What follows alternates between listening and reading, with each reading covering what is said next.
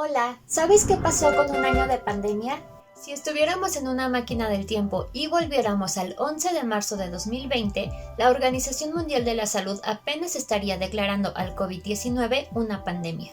En México todavía no sería decretada la emergencia sanitaria y la posibilidad de una vacuna se vería aún lejana.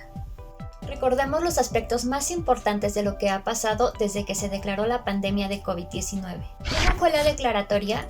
La Organización Mundial de la Salud estima que el COVID-19 puede ser caracterizado como una pandemia. Esas fueron las declaraciones que hizo el director del organismo, Tedros Adhanom. Of spread and severity and by the alarming levels of inaction. We have therefore made the assessment that COVID-19 can be characterized as a pandemic. Para entonces, la nueva cepa de coronavirus ya había afectado a más de 121.500 personas en 118 países y se registraban poco más de 4.200 fallecimientos. Más del 90% de los casos se concentraban en 4 países, y en 2 de ellos las curvas epidémicas iban en descenso, que eran Corea del Sur y China, aquel país donde brotó el virus. El director de la OMS advirtió que el número de casos y decesos aumentarían significativamente, pues la propagación e inacción eran alarmantes. Con la declaratoria de pandemia, todos los países tuvieron que activar y ampliar sus mecanismos de respuesta de emergencia, así como encontrar, aislar y tratar cada caso igual que cada contacto. Además, debían informar a la población sobre los riesgos de la enfermedad y cómo tenían que protegerse, con las medidas sanitarias que actualmente conocemos. El director de la OMS también recomendó tener listos los hospitales y proteger y preparar a su personal de salud.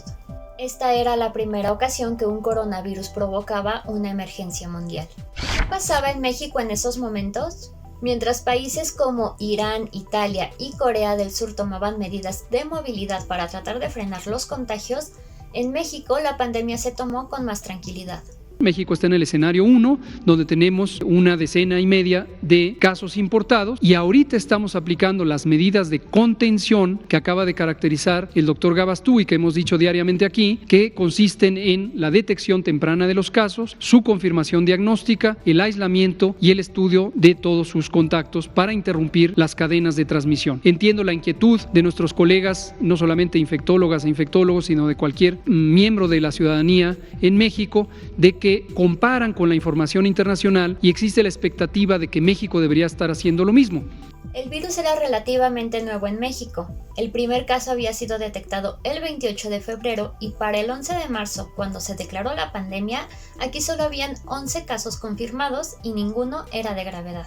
De acuerdo con la Secretaría de Salud, México había iniciado su fase de preparación desde enero de 2020, lo que en ese momento lo colocaba un paso adelante.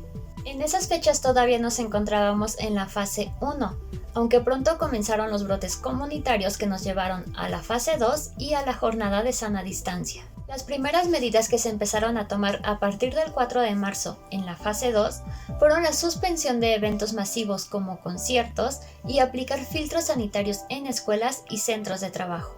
Para el 30 de marzo, con más de 1,000 contagios y 28 fallecimientos a causa del COVID-19, se declaró oficialmente la emergencia sanitaria en México, y con ello vino el confinamiento y la suspensión de actividades presenciales. Se ordena la suspensión inmediata desde el 30 de marzo, hoy, y hasta el 30 de abril, se extiende el periodo, hasta el 30 de abril, de actividades no esenciales en los sectores público, privado y social, es decir, todo, con la finalidad de mitigar la dispersión y transmisión del virus. A partir de entonces conocimos el semáforo de riesgo para los estados, las medidas básicas de protección, así como a su sana distancia y el escuadrón de la salud.